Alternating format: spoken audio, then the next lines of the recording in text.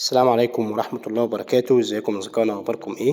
في الفيديو ده جايب لكم تردد القناة المغربية اللي هتذيع مباراة كأس العالم بين منتخب البرتغال ومنتخب المغرب.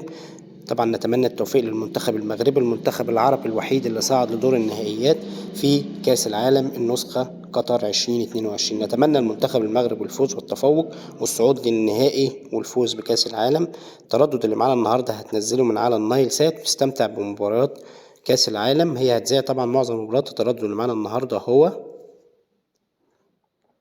11 4 7 6، الاستقاب 27 500 نايل سات، والتردد التاني 3 1 57 20 3 صفار نايل سات.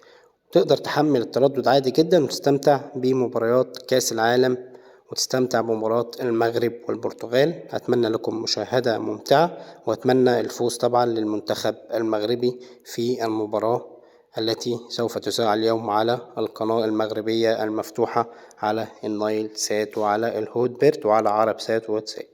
السلام.